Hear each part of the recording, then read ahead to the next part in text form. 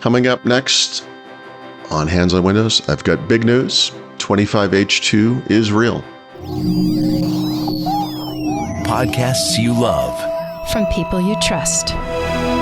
This is TWiT. Hello, everybody, and welcome back to Hands on Windows.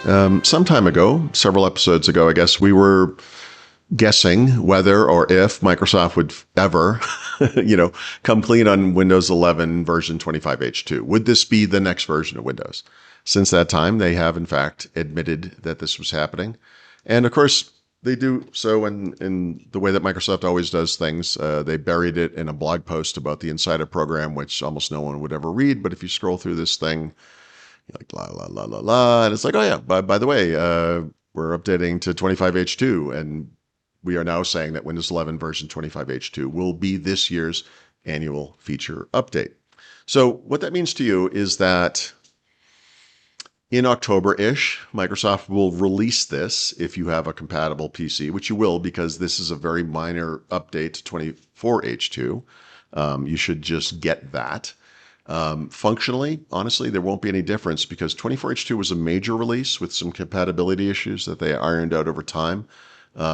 For the past now 3 releases of Windows, they've been keeping them kind of aligned with features. So whatever features we see in 25H2 for the most part will be available in 24H2 as well. And why bother, I guess? And really, it's just about the support lifecycle and mostly for businesses, but also for consumers who are moved along more quickly. But 24H2 major update, major changes to the underpinnings. This is going to be deployed as an enablement package, and that just means these things, the new features will actually be installed in the background in previous updates, and then this thing will come out. They'll flip a switch, Microsoft that is, and you'll start seeing the new features. So what this also means to you is that as we've been talking about new features in Windows 11, in some cases, we've been talking about things that are kind of targeted at 25H2, meaning, for the second half of this year, even though you will also see them in Windows 11 24H2. I know this is confusing. So rather than going through every single feature that will be in this thing that we know about today, because there will be more, I thought I would just focus on a few that are new-ish or newer, and maybe we haven't talked about that much, but we've talked about the new Start menu, which is not available on this computer for some reason, although it was earlier today. And whatever other features coming to Copilot, all of the new Copilot plus PC features across, recall and click to do and semantic search in the file system, in settings, et cetera, et cetera. So what I'm going to do here is focus on some of the features that I believe to be newer than those that we have discussed so far. So the first one involves passkeys, and this is something that Microsoft started integrating into Windows, I want to say late last year, so this would have been a 24H2 thing. And if you go into Accounts, this is mostly the same as it's ever been, but they added this interface here at the bottom called passkeys. And so we discussed this at some point in the past, but when you sign into Windows 11 with a Microsoft account, it creates a passkey for that account. And that's the technology that passes through your authentication when you need to sign into Microsoft services on the web or in apps. And so by signing into Windows 11 with my Microsoft account, when I open the Store app, for example, and it eventually loads, you'll see that the same account is signed in here as well. So I get all of the things that are associated with that. Same thing with Internet Explorer. So I've changed the default new tab screen here, but a lot of the settings customizations that I've done to this app, if I'm using it for passwords and autofill and all that stuff, it all passes through thanks to the Microsoft account.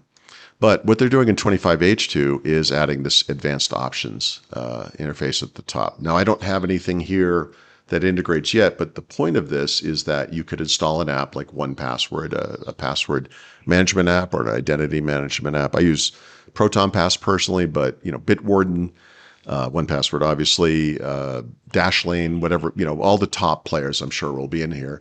And what this will allow you to do is save passkeys to this password manager instead of the one that's built into Windows, which is good because the one built into Windows is pretty bare bones, whereas the one you're probably paying for or using from a third party is much more full featured. So now when you go to do password autofill in a web browser, in an app, that you download from the store, et cetera, you'll be able to use this integration and it will be built right into your PC, right? So that's nice. We talk a lot about Copilot. I spend a lot of time trying to ignore Copilot personally, but that it's fair to say this app and the underlying service have improved dramatically, and certainly, if I could get it on the screen, have added all kinds of new features and over time. So one of the ones we've talked about is Copilot Vision, and the way Copilot Vision works today is you would typically use this in kind of a side-by-side scenario. So actually, let me try that and see how that works.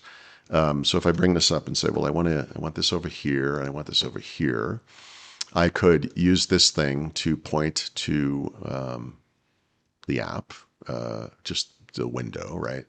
And share that with Copilot. And now I can ask it about this thing. Now, I'm not going to do that, but that is a feature. That's cool. That's been around for a little while. But there is a new way that you can share your entire screen. So I have 3 displays attached to this computer because I hate myself. But now I can, and anyone can soon, share their entire screen. So rather than limiting that to just the one window, you can interact with anything that's on screen. You can do it with voice. You can do it with typing if you want to use the app itself instead of the voice feature. So it's just kind of an expansion of that capability, which I think is pretty cool. This feature is, I'm not going to be able to show this properly because of the way this computer is configured, but Microsoft has a lot of accessibility tools, built into the operating system, magnifier, color filters, live captions, etc. We've talked about some of these over time. One of the big ones is Narrator, and Narrator is for people who are blind or have vision issues, and they need a screen reader that will tell them audibly what's happening on screen. And you can enable that Quick this settings way. pane, vision group, narrator, toggle switch. Okay. Quick settings pane, accessibility, lot of talking, button, sorry. 5 of 14.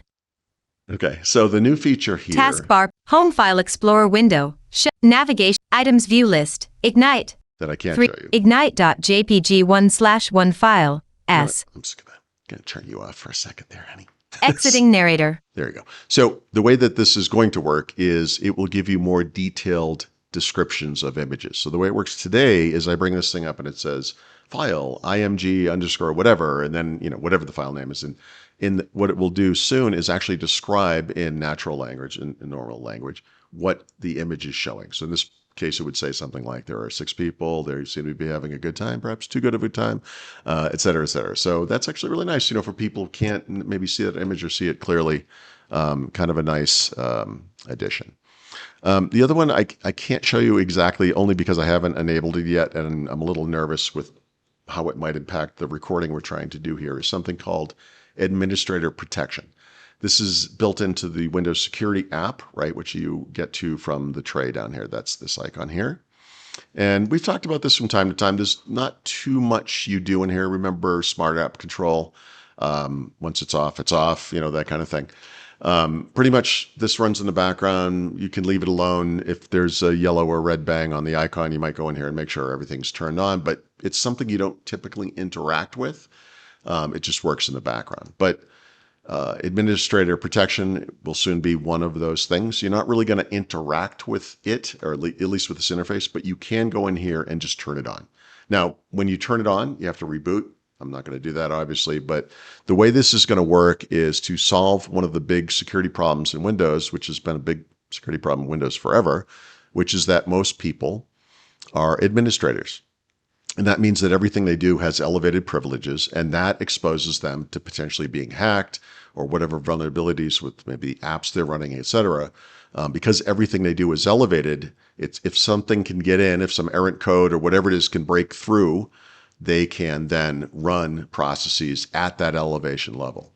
So Microsoft tried, you could do something like once you've created your first user account, which will always be an administrator, it has to be, you could go into this accounts interface. You could create a new account, right?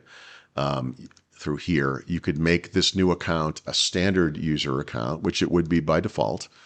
This one's an administrator, and there is no way to change it because it's the only one on the. Well, actually, it's going to let me change it, so I'm not going to do that. But it should be the only one on here. But normally, you wouldn't be able to change that.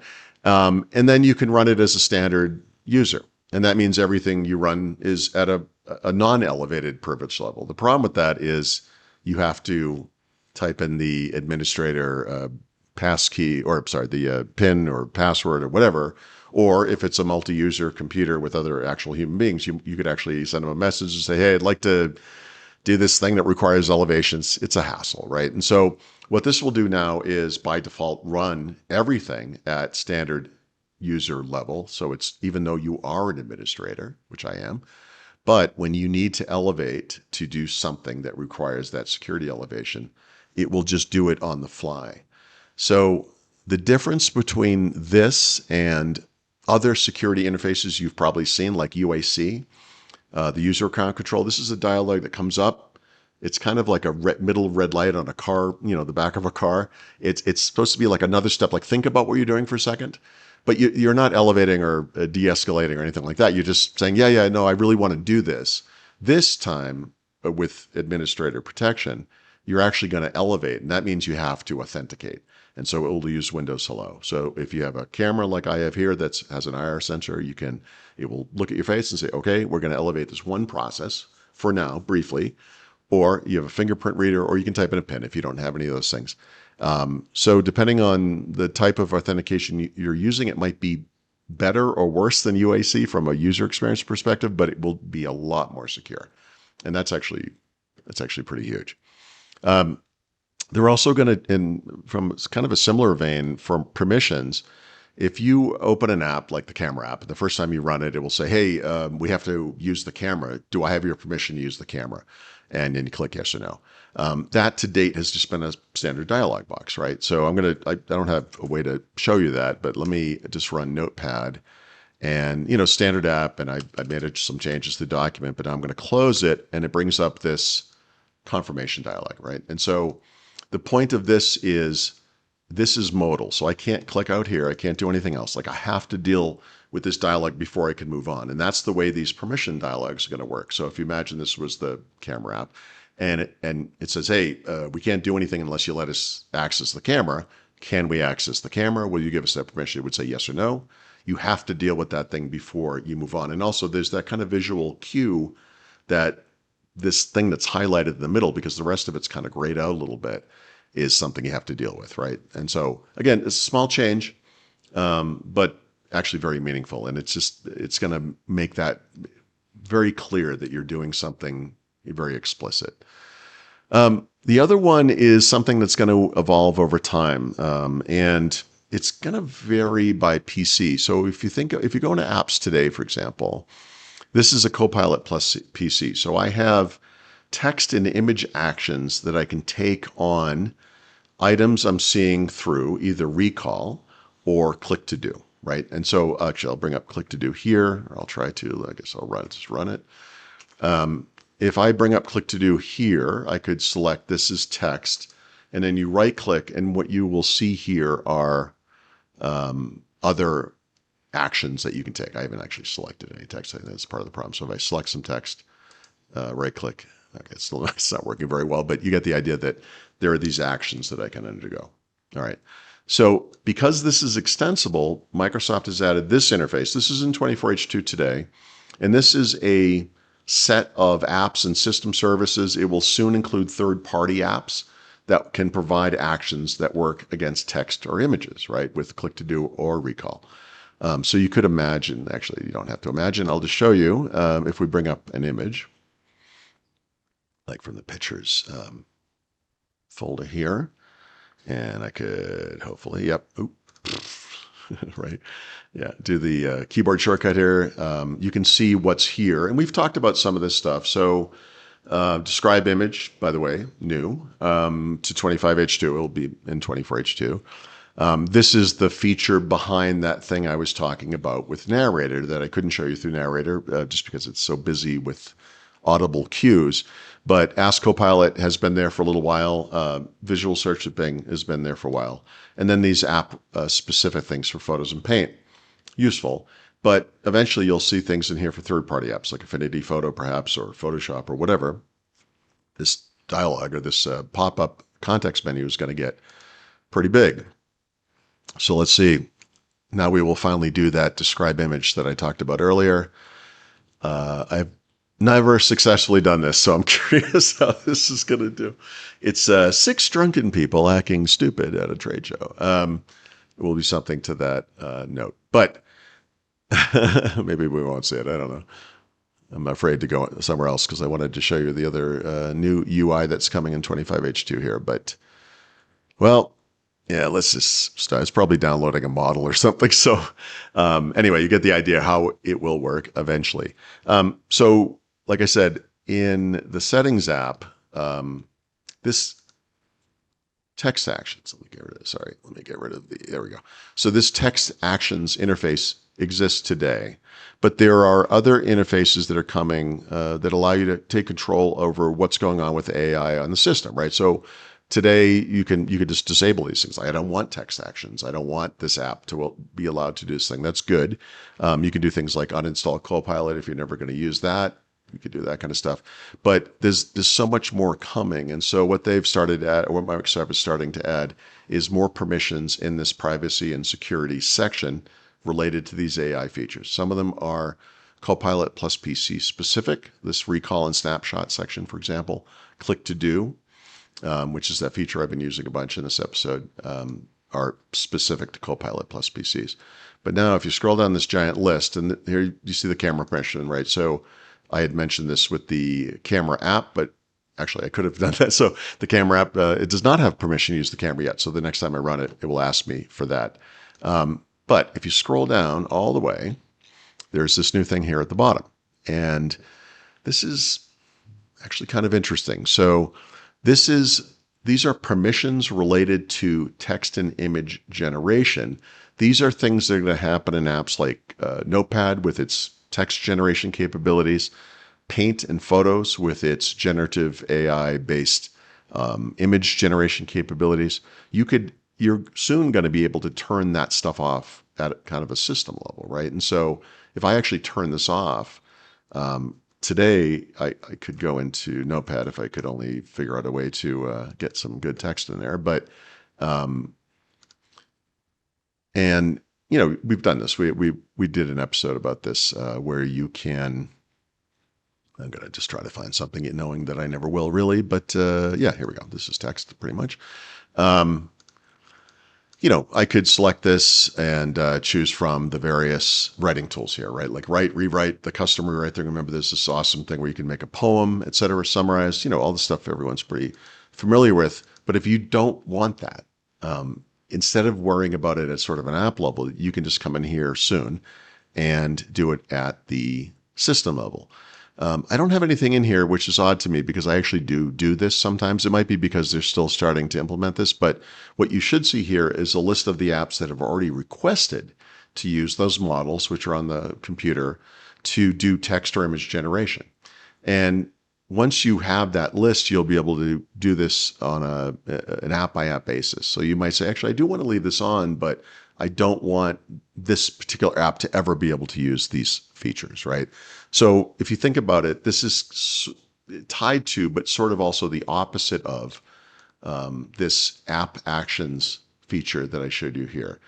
The idea here is that you're using an app that has AI functionality that may or may not require local models. Sometimes it will be in the cloud.